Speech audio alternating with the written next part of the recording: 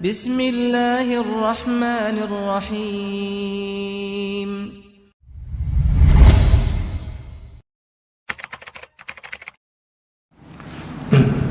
Bismillahirrahmanirrahim. Assalamualaikum warahmatullahi wabarakatuh. Alhamdulillah.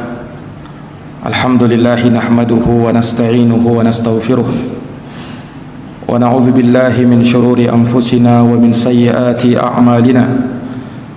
May yahdihillahu fala mudilla lahu wa may yudlilhu fala hadiya lahu.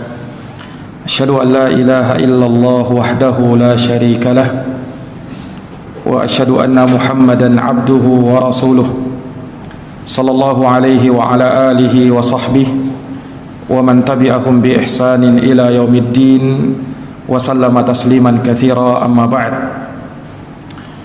Qala Allah ta'ala fi kitabihil karim, ya ayyuhalladzina amanu taqullaha wa qulu qawlan sadida yuslih lakum a'malakum wa yaghfir lakum dhunubakum wa man yuti'illaha wa rasulahu faqad faza fawzan 'azima, amma ba'd. Ma'asyiral muslimin, bapak-bapak, para hadirin sekalian, jamaah salat maghrib isya yang dirahmati dan dimuliakan oleh Allah. Alhamdulillah, alhamdulillahi bi ni'matihi tatimmus shalihat. Segala puji hanya bagi Allah yang dengan nikmat-nikmatnya tertunai segala amal-amal kebajikan. Salawat dan salam semoga terhatur limpahkan kepada junjungan dan suri tauladan kita, Nabi Agung, Nabi besar Muhammad sallallahu alaihi wasallam, kepada keluarga dan para sahabat serta orang-orang yang senantiasa meniti jalannya sampai hari kiamat. Para hadirin jamaah Masjid Al-Husna yang dirahmati dan dimuliakan oleh Allah, alhamdulillah dengan taufik dari Allah Subhanahu wa taala kita dapat bermajelis kembali setelah beberapa lama terhenti dikarenakan wabah pandemi yang belum berakhir dan juga diterapkannya PPKM. Tentu dengan selalu berharap kepada Allah Subhanahu wa taala, semoga Allah senantiasa memberikan kepada kita kesehatan dan lebih daripada itu senantiasa memberikan kepada kita ketakwaan dan keistiqomahan serta mewafatkan kita di atas hal yang demikian. Amin ya rabbal alamin. Ma'asyiral muslimin, jamaah yang dirahmati dan dimuliakan oleh Allah, kehidupan manusia tentu tidak lepas dari yang namanya ujian dan cobaan. Karena ujian dan cobaan ini manusia pun hidup dalam kesusahan, manusia hidup dalam kepayahan. Maha benar Allah Subhanahu wa taala yang berfirman di dalam Al-Qur'an di surat Al-Balad ayat yang keempat, laqad khalaqanal insana fi kabad. Sungguh kata Allah, kami menciptakan manusia berada dalam kesusahan, berada dalam keletihan. Dan ini sudah pernah kita bacakan tafsirnya, di mana memang manusia itu jangankan setelah dia lahir, sebelum dia dilahirkan saja sudah menyusahkan.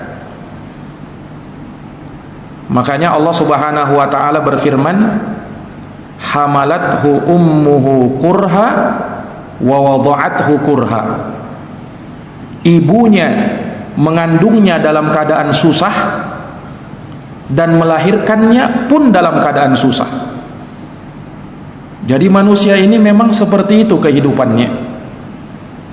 Tatkala dia lahir tumbuh dewasa, bukan semakin ringan kesusahan itu, semakin berat lagi.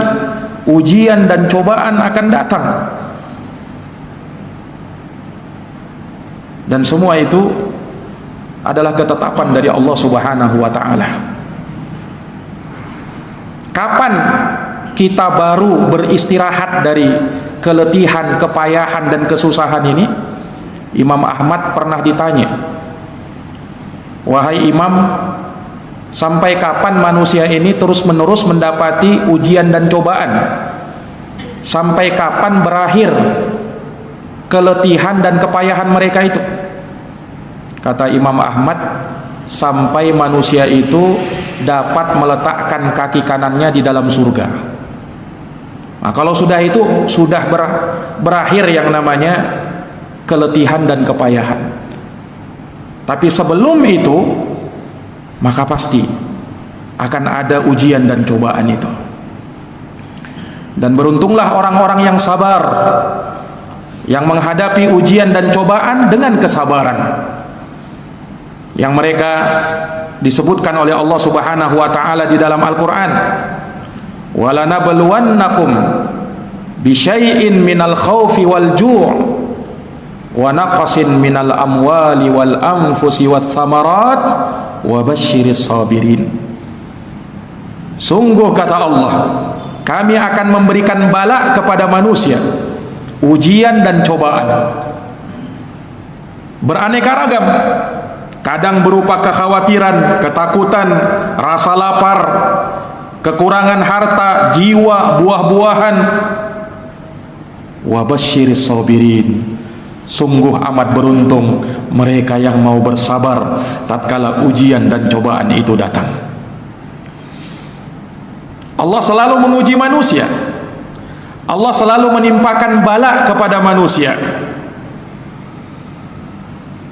Dan terkadang musibah yang menimpa itu bisa berbuah rahmat bagi sebahagian orang, tapi terkadang bisa berbuah azab bagi sebagian orang.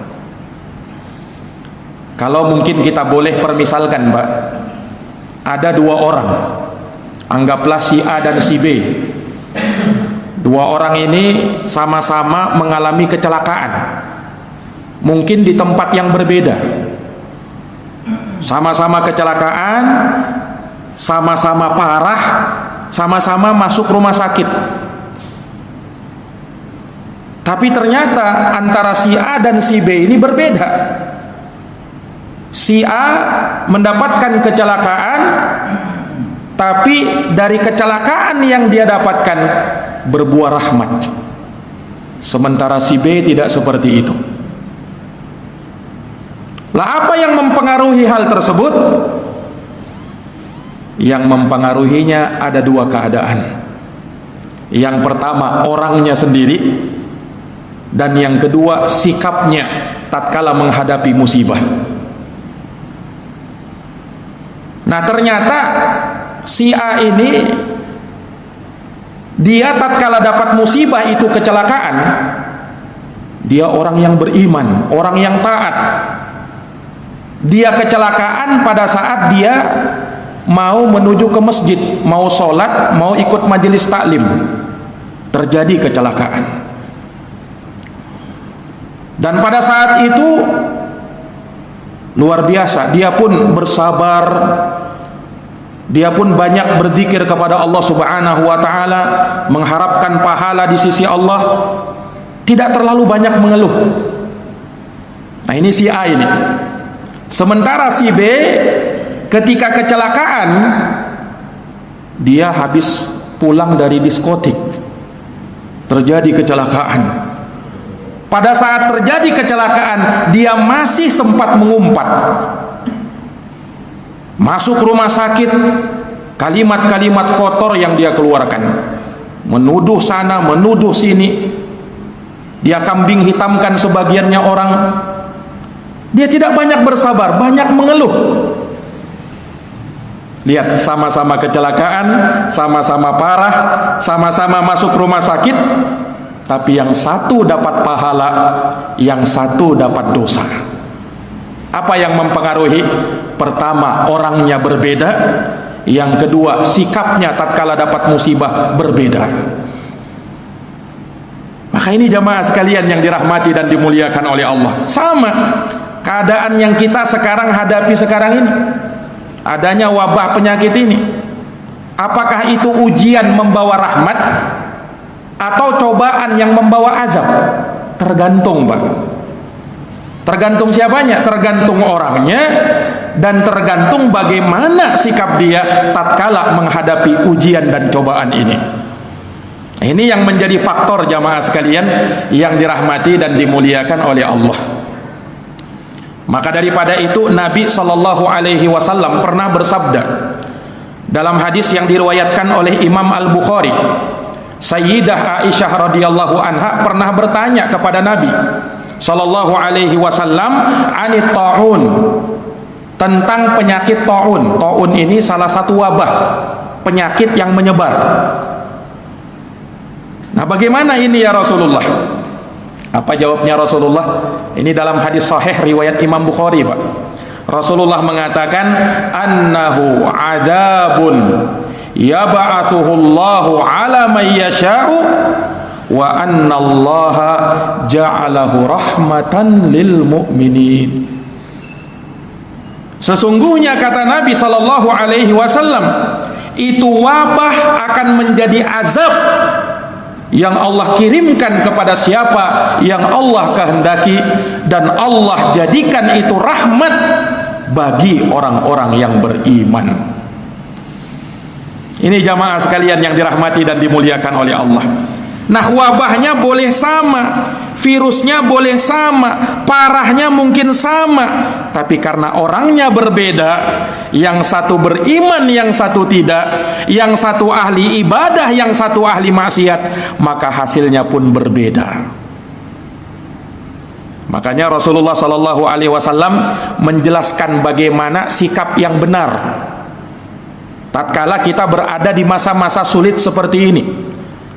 Lihat sabda Nabi Sallallahu Alaihi Wasallam selanjutnya, kata beliau, falaisa min rajulin yaqa'ut ta'un fayamkuthu fi baitihi, wa fi riwayatin fayamkuthu fi baladihi sabiran muhtasaba ya'lamu annahu la yusibuhu illa ma kataballahu lahu illa kana lahu mithlu ajri syahid. Kata Nabi Sallallahu Alaihi Wasallam, maka tidaklah ada seseorang yang terjadi wabah penyakit ini, lalu dia tinggal di negerinya, dia bersabar dan mengharapkan pahala di sisi Allah Subhanahu Wa Taala, dan dia tahu bahwa tidak ada yang menimpa dia kecuali apa yang Allah Subhanahu Wa Taala tetapkan baginya, maka orang yang seperti ini, kata Nabi, akan mendapatkan pahala sama seperti orang yang syahid. Allahu Akbar. Ini hadis sahih riwayat Imam Al-Bukhari, pas dengan keadaan kita sekarang, Mbak. Jamaah sekalian yang dirahmati oleh Allah, perhatikan bagaimana Nabi Sallallahu Alaihi Wasallam menyebutkan 4 perkara paling tidak sikap yang terbaik tatkala kita berada di musim-musim yang berat seperti ini. Nabi Shallallahu Alaihi Wasallam menyebutkan solusinya. Nah, seperti yang kata Nabi SAW tadi, sikap yang pertama yang harusnya diambil, bagaimana dia tinggal berada di negerinya, tetap dia berada di rumahnya. Ini mengambil ikhtiar. Ada usaha, ada sebab untuk bisa selamat. Ada ikhtiar untuk pencegahan. Nah, inilah jamaah sekalian yang mungkin kita tahu bersama. Saat adanya wabah ini, kita terapkan protokol kesehatan, ya. Mungkin dari sana diterapkan adanya 3M, mencuci tangan, memakai masker, menjaga jarak, ada social distancing. Kalau sekarang ada PPKM, dulu ada lockdown. Nah, ini semua ikhtiar yang seperti ini, dan memang sudah sesuai dengan apa yang disabdakan oleh Nabi Sallallahu Alaihi Wasallam, idza sami'tumut ta'un bi ardin fala taqdamu alaihi. Kalau kamu, kata Nabi, mendengar ada suatu wabah yang menyebar di suatu negeri, jangan kau datangi ke negeri itu. Kata Nabi SAW, wa idza waqa'a bi ardin wa antum biha fala takhruju firaran minhu. Dan kalau wabah itu terjadi di suatu negeri dan kamu ada di dalamnya, jangan kau keluar darinya karena lari dari penyakit itu. Ini Nabi SAW sabdakan seperti ini. Jadi memang ada dasarnya. Iya, bukan artinya kita ini seperti kata sebagian orang lebih takut sama wabah atau sama Allah Subhanahu wa taala. Ya bukan seperti itu. Kita cuman mau mengambil asbab, cuman mau mengambil sebab keselamatan. Ya kan segala sesuatunya itu ya perlu kita jalani sebab-sebabnya. Ada usaha dan memang ada ikhtiar, bukan malah menantang penyakit itu. Seperti yang sempat viral dulu ya, ada yang mau menghirup napasnya orang yang kena penyakit itu. Nah, ini tidak benar yang seperti ini. Nabi SAW mengatakan dalam hadis riwayat Imam Ahmad dari sahabat Abu Hurairah radhiyallahu an, firra minal majdzum firaraka minal asad. Larilah kamu dari penyakit kusta, kata Nabi, seperti kamu lari dari kejaran singa. Ini sabda Nabi sallallahu alaihi wasallam. Jadi memang ada usaha untuk itu. Selain kita bertawakal kepada Allah, berpasrah diri kepada Allah Subhanahu wa taala. Karena tawakal ini bukan hanya sekedar pasrah, nerima nasib tanpa ada usaha dan upaya. Tawakal memang diperintahkan oleh Allah Subhanahu wa taala. Wa 'alallahi fatawakkalu in kuntum mu'minin. Hanya kepada Allah hendaknya kalian bertawakal jika kalian adalah orang-orang yang beriman. Dan memang kalau ada musibah, kalau kita hadapi dengan tawakal, maka musibah itu terasa ringan. Qul la yusibana illa ma kataballahu lana huwa maulana wa 'alallahi falyatawakkalul mu'minun. Katakanlah wahai Muhammad, tidak ada satupun musibah yang menimpa kami kecuali telah Allah tetapkan pada diri kami. Dialah pelindung kami dan hanya kepada Allah kami bertawakal. Orang-orang yang beriman itu bertawakal. Nah, sayang sekali terkadang ada sebagian orang yang salah dalam memahami arti tawakal ini. Tidak sedikit orang yang menyangka tawakal itu katanya ya pasrah saja tanpa usaha. Bukan seperti itu yang namanya tawakal. Justru yang namanya tawakal itu bagaimana kita menempuh ikhtiar, usaha, baru setelahnya kita berpasrah diri. Makanya ada suatu hikmah pernah disebutkan dalam suatu hadis yang diriwayatkan oleh Imam Tirmizi. Ada salah seorang sahabat ingin berkonsultasi kepada Nabi perihal pengamanan ontanya. Datang kepada Nabi SAW, kemudian tanya kepada Nabi, ya Rasulullah, saya bawa onta ini. Ini onta saya ini ya Rasul, apakah cukup saya lepaskan begitu saya tawakal saja sama Allah, atau bagaimana ya Rasul? Kata Rasulullah SAW, iqilha wa tawakkal. Kamu ikat dulu ontamu, baru setelahnya kamu bertawakal. Jangan kamu katakan ya sudahlah, biar kalau mau hilang sudah, mau diambil maling sudah diambil, yang penting saya bertawakal. Itu bukan bertawakal namanya. Kata Nabi, ikat dulu ontamu baru kamu tawakal. Ada beberapa orang dahulu di zamannya Sayyidina Umar bin Khattab radhiyallahu anhu, beberapa orang Yaman datang kepada Umar dari negeri Yaman datang ke Madinah. Umar terheran-heran, loh kalian datang ke sini, mana perbekalan kalian? Kata Umar, kalian bawa bekal ke sini apa? Apa kata orang-orang ini? Katanya, wahai Umar, kami cuma tawakal sama Allah, bekalnya tawakal. Apa kata Umar bin Khattab? Itu bukan tawakal itu, tapi itu pura-pura untuk bertawakal. Yang namanya tawakal, betul kamu berpasrah diri kepada Allah, tapi jangan lupa ngambil sebab juga, ada ikhtiar juga, ada usaha juga. Itu orang yang bertawakal. Nah, ini para jamaah sekalian yang dirahmati oleh Allah. Dan memang sudah Allah Subhanahu wa taala buat sunnatullah berlaku. Kalau mau menggapai tujuan harus melewati pintunya dulu. ada sarana yang menghantarkan kepada tujuan, tidak langsung bisa sampai, ya kan? Allah maha mampu menyelamatkan Nabi Nuh alaihi salam bersama kaumnya yang beriman tanpa harus susah payah Nabi Nuh membuat perahu. Mampu tidak Allah langsung selamatkan Nabi Nuh tanpa harus disuruh buat perahu keselamatan? Maha mampu Allah subhanahu wa ta'ala. Tapi kenapa disuruh buat perahu? Kenapa? Nempuh sebab supaya bisa selamat. Nabi kita Muhammad sallallahu alaihi wasallam, mampu ndak Allah langsung menangkan Nabi tanpa harus melewati proses perang dulu, Nabi berjihad dulu? Mampu kan? Allah subhanahu wa ta'ala maha kuasa atas segala sesuatu. Tapi kenapa Nabi harus susah payah 13 tahun Nabi berdakwah di Mekah, kemudian harus terusir, Nabi hijrah lagi ke Madinah? Kenapa seperti itu? Ya karena memang harus ada sebab yang dijalani untuk bisa menggapai tujuan. Makanya Nabi sallallahu alaihi wasallam tidak mengajarkan kita untuk berpasrah diri saja, enggak, tapi nempuh sebab juga.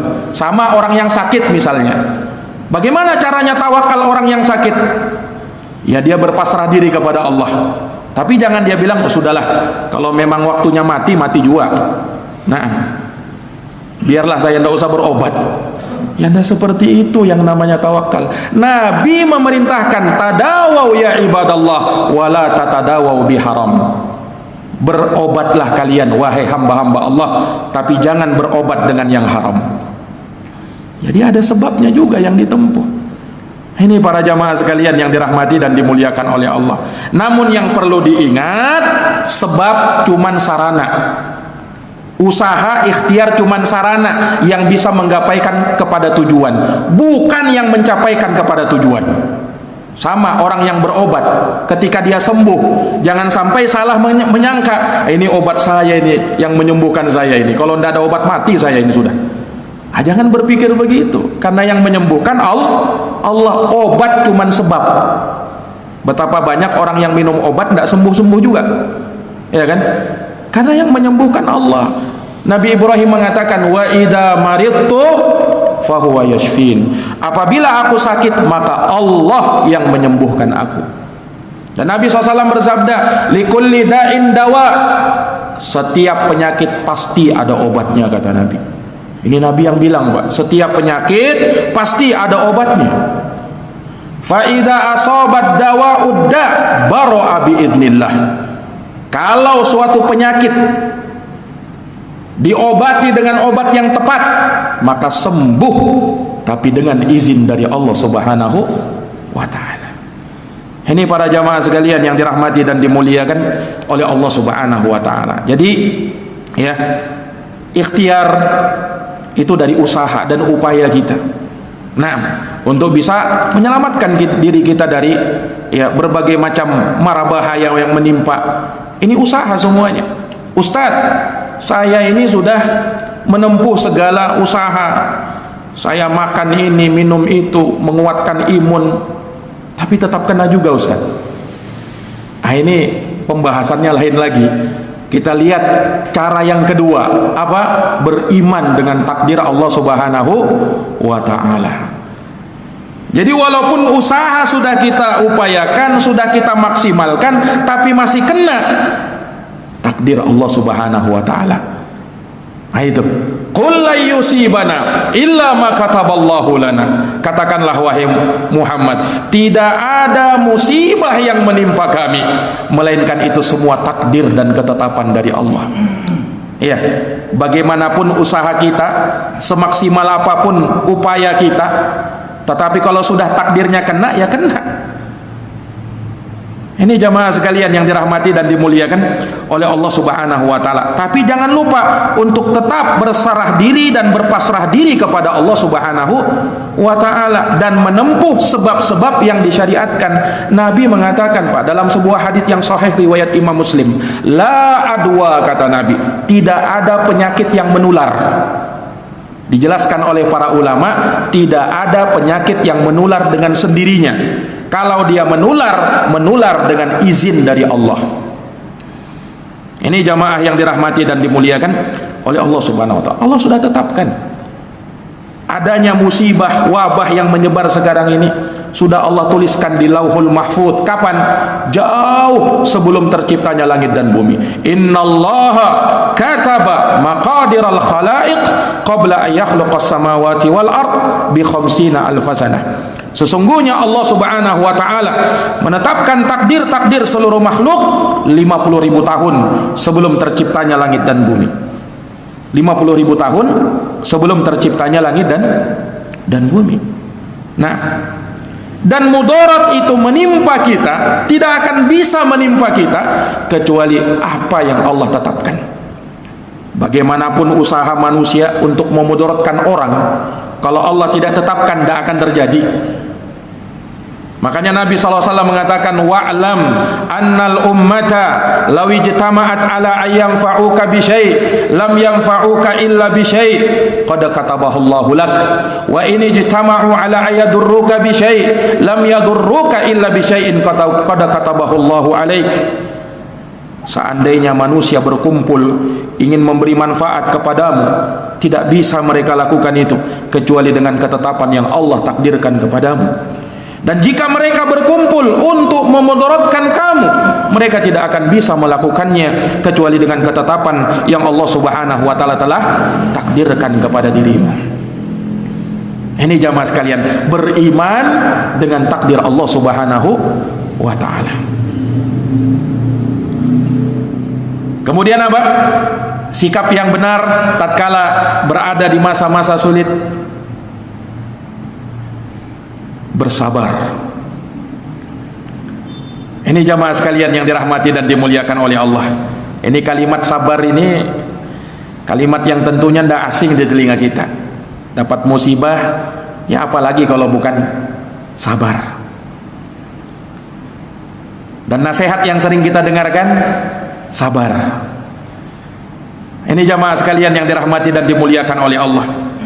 Dan memang harus bersabar. Semakin besar musibah itu, semakin berat ujian itu, maka kesabaran dibutuhkan lebih besar lagi.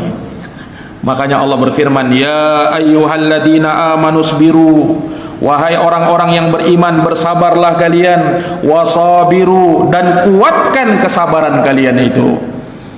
Disuruh sabar dan disuruh menguatkan kesabaran, karena terlalu banyak dampak akibat wabah ini jamaah sekalian yang dirahmati oleh Allah. Perekonomian morat marit, ya.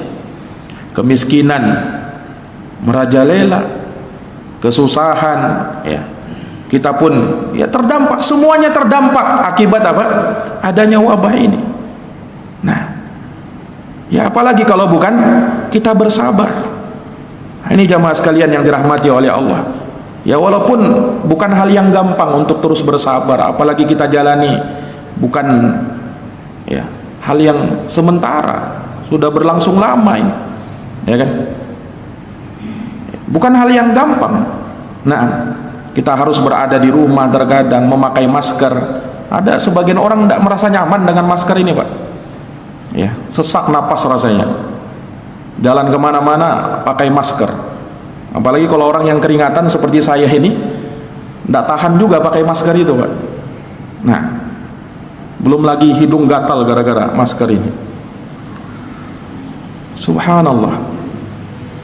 Nah, ya tapi demikianlah para jamaah sekalian, kita butuh melihat bagaimana orang-orang terdahulu luar biasa kesabaran mereka. Bukan tidak ada apa yang sekarang terjadi ini di masa terdahulu. Nah, makanya kita ambil pelajaran dari mereka dan lihat bagaimana kisah-kisah mereka terdahulu. Ini yang akan membuat kita ringan menghadapi ujian dan cobaan ini. Bahkan para nabi dan para rasul pun mengalaminya. Lihat kisahnya Nabi Ayub alaihi salam sebagai tauladan dalam kesabaran luar biasa. Nabi Ayub alaihi salam apa? Tertimpa penyakit kusta. Seluruh badannya Nabi Ayub alaihi salam kena penyakit itu, kecuali hati dan lisannya saja yang beliau gunakan untuk berzikir kepada Allah. Sampai disebutkan Pak dalam riwayat, saking parahnya penyakit kusta yang ada pada Nabi Ayub alaihi salam, sampai belatung-belatung itu loncat-loncat di tangan Nabi Ayub alaihi salam. Subhanallah. Dalam keadaan seperti itu, dan bukan berbulan-bulan yang beliau hadapi, bertahun-tahun. Dalam suatu riwayat 18 tahun beliau kena penyakit itu, Pak. Sampai beliau diasingkan, beliau pun harus dijauhi oleh orang-orang, bahkan keluarganya menjauhi Nabi Ayub alaihissalam. Cobaan yang luar biasa. Istri Nabi Ayub alaihissalam yang senantiasa menemani beliau berkata kepada Nabi Ayub, "Wahai Ayub, nah, seandainya engkau betul-betul bermohon kepada Allah akan penyakit ini." Apa kata Nabi Ayub? "Alhamdulillahilladzi huwa a'taha wa huwa akhadaha." Alhamdulillah, kata beliau, segala puji bagi Allah yang telah memberi saya dengan kebaikan dan mengambil pemberian itu. Nabi Ayub tetap bersabar, luar biasa. Nah, bahkan dalam satu riwayat Nabi Ayub ketika disebutkan, "Wahai Ayub, kau kena penyakit seperti," dan digoda oleh syaitan, Nabi Ayub alaihissalam, beliau mengatakan apa? "Aku diberikan kesehatan oleh Allah selama 70 tahun. Nah, ini baru 18 tahun, belum sebanding dengan masa kesehatanku yang 70 tahun itu." Subhanallah. Lihat Nabi Ayub alaihissalam. Nah, tetap beliau bersabar hingga diabadikan di dalam Al-Quran kisah beliau. Wa Ayyuba, dan Nabi Ayub. Ingat kisahnya Nabi Ayub. Idnada rabbahu, tatkala dia bermunajat kepada Tuhannya, bermohon kepada Tuhannya, "Anni massaniyadur wa anta arhamur rahimin." Ini doa yang sangat bagus diucapkan oleh orang yang terkena musibah, penyakit. "Wahai Tuhanku, sesungguhnya aku terkena penyakit dan engkau adalah zat yang maha perahmat." Allah jawab doanya Nabi Ayub alaihissalam.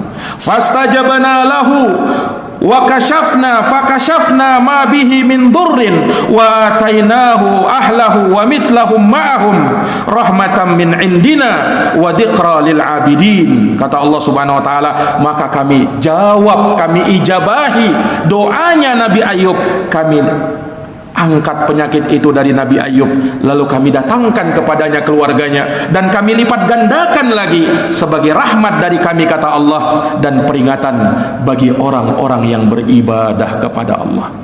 Subhanallah. Ini Nabi Ayub alaihissalam menjadi keteladanan dalam kesabaran.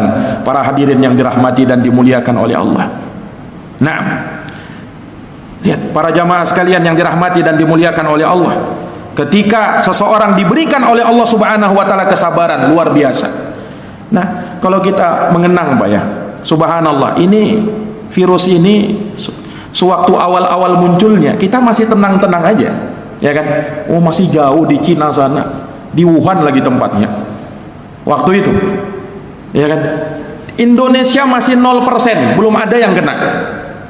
Tapi dengan berlalunya hari, lihat, Indonesia juga memegang rekor. Subhanallah. Ini para jamaah sekalian yang dirahmati dan dimuliakan oleh Allah. Maka dibutuhkan kesabaran. Wa ma u'tiya ahadun ata'an khaira wa awsa'a minas sabar.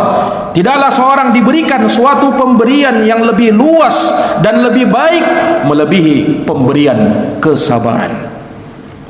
Kemudian yang keempat, yaitu dia mengharap pahala di sisi Allah, ihtisaban, mengharap pahala di sisi Allah Subhanahu wa taala. Sebab apapun musibah yang menimpa, apapun kesulitan yang dihadapi, kalau kita mengharap pahala, dan Allah yang akan memberikan pahala. Sampai duri yang menusuk kita, kita jalan tersandung batu, kalau kita bersabar, kata Nabi, itu bisa menjadi penggugur dosa-dosamu, penggugur dosa, Pak. Dan ingat, ini rahmat bagi orang-orang yang beriman. Makanya pernah disebutkan ya dalam sebuah hadis, ada manusia yang luar biasa. Dia di hari kiamat melihat pahalanya sampai bergunung-gunung. Dia pun heran, loh, dari mana saya dapat ini? Saya perasaan tidak pernah saya beramal seperti itu. Ternyata apa? Dikatakan kepada dia, nah ini sebenarnya ya pahala yang kau dapatkan tatkala musibah menimpa kamu, kamu pun bersabar, kamu pun mengharap pahala. Nah ini pahalanya. Dia pun diangkat derajatnya di sisi Allah Subhanahu wa taala. Maka jangan disangka ini tidak ada pahalanya, Pak. Kesabaran dalam menghadapi ujian dan cobaan, ada pahalanya di sisi Allah Subhanahu wa ta'ala. Ini para jamaah sekalian yang dirahmati oleh Allah. Makanya senantiasa kita memuji-muji Allah Subhanahu wa ta'ala. Kalau dapat musibah, alhamdulillahi ala kulli hal. Dan kita memang terbiasa untuk memuji Allah, ya kan? Dalam salat kita apa yang kita ucapkan? Alhamdulillahi rabbil alamin. Segala puji bagi Allah Rabb semesta alam. Itu ucapan siapa itu? Ucapan semua orang yang sholat, ya kan? Entah dia orang kaya, orang miskin, ya, mengucapkan itu. Orang susah, orang senang, nah, orang yang sedang sehat, orang yang sedang sakit, tetap bacaannya sama, alhamdulillahirabbil alamin. Nabi tidak pernah mengatakan kalau kamu sehat bacanya alhamdulillahirabbil alamin, kalau nanti jatuh sakit tidak usah baca alhamdulillahirabbil alamin pas saat baca Fatihah, kan tetap alhamdulillahirabbil alamin juga. Di saat bagaimanapun bacaan Fatihah kita tetap alhamdulillahirabbil alamin. Segala puji bagi Allah Rabb semesta alam. Ini para jamaah sekalian yang dirahmati dan dimuliakan oleh Allah. Lihat, siapa yang menerapkan 4 ini? Yang pertama, dia berikhtiar mengambil sebab-sebab keselamatan. Yang kedua, dia serahkan kepada Allah, dia beriman dengan takdir-takdir Allah Subhanahu wa ta'ala. Apapun yang menimpa dia, maka pasti itu tidak lepas dari hikmah Allah Subhanahu wa ta'ala. Yang ketiga, dia sabar. Yang ketiga, mengharap pahala. Ini sikap yang terbaik tatkala menghadapi ujian dan cobaan di saat-saat seperti ini. Apa pahalanya? Kata Nabi sallallahu alaihi wasallam, illa kana lahu mislu ajris syahid. Orang yang mampu seperti ini, maka dia akan mendapat pahala sama seperti orang yang mati syahid. Sama seperti orang yang syahid. Tidak perlu dia bersusah payah ke medan perang. Tidak perlu dia bersusah payah melawan orang musuh-musuh. Tidak perlu dia bersusah payah untuk itu. Tapi dia sudah dapat pahala orang yang syahid. Kata Al-Hafidh Ibnu Hajar, ini tidak mesti ketika dia dapat musibah itu kemudian meninggal. Tidak mesti itu. Ini mencakup, kata beliau, orang yang tatkala terkena wabah kemudian dia meninggal gara-gara itu, matinya mati syahid, orang yang beriman. Atau dia kena dan dia sembuh, juga dapat pahala syahid. Atau yang dia tidak kena sama sekali tapi dia tetap menerapkan 4 tadi, maka sama pahalanya, dapat pahala seperti orang yang syahid. Nah, inilah Pak jamaah sekalian yang dirahmati oleh Allah. Terjawab sudah, wabah itu apakah dia ujian membawa rahmat atau cobaan yang membawa azab, tergantung orangnya dan tergantung sikapnya, bagaimana dia menghadapi ujian dan cobaan itu, bagaimana dia menghadapi musibah-musibah di saat-saat berat seperti ini. Ini yang kita butuhkan para jamaah sekalian, agar kita tetap istiqomah di atas jalan Allah, tidak mudah berputus asa dengan keadaan, tapi tetap optimis, jangan pesimis. Senantiasa kita mengharap kepada Allah Subhanahu wa ta'ala kebaikan, dan sengaja kita berharap, bermohon kepada Allah Subhanahu wa ta'ala agar Allah segera mengangkat musibah ini, wabah ini, mengangkat dari kita, dan semua dari kita diberikan keselamatan fid dunya wal akhirah, baik itu di dunia maupun di akhirat. Para hadirin yang dirahmati dan dimuliakan oleh Allah Subhanahu wa ta'ala, demikian mudah-mudahan Allah Subhanahu wa ta'ala senantiasa memberikan kepada kita keistiqomahan dan senantiasa beribadah kepada Allah Subhanahu wa ta'ala hatta ya'tiyakal yakin, sampai datang yang pasti datang, yaitu kematian. Dan kita senantiasa berharap semoga Allah Subhanahu wa ta'ala senantiasa mengampuni dosa-dosa kita, merahmati kita, dan menjadikan kita sebagai manusia yang diridhoi oleh Allah Subhanahu wa ta'ala. Amin, amin ya rabbal alamin. Allahumma ighfir lil muslimina wal muslimat, al mu'minina wal mu'minat, al ahya'i minhum wal amwat, innaka sami'un qaribun mujibud da'wat ya qadiyal hajat. Allahumma adfa'anna al-bala wal waba wal fahsya wal zalazil wal fitan wal mihan ma zahara minha wa ma batan. Allahumma inna na'udzu bika minal baras wal junun wal judam wal kuruna wa sayyi'il asqam. Allahumma inna na'udzu bika minal baras wal junun wal judam wal kuruna wa sayyi'il asqam. Rabbana atina fid dunya hasanah wa fil akhirati hasanah wa qina adzabannar. Demikian, mudah-mudahan ada manfaatnya. Kita akhiri dengan doa kafaratul majlis. Subhanakallahumma wa bihamdik, asyhadu an la ilaha illa anta, astaghfiruka wa atubu ilaik. Subhana rabbika rabbil izzati amma yasifun, wa salamun alal mursalin, walhamdulillahi rabbil alamin. Assalamu alaikum warahmatullahi wabarakatuh.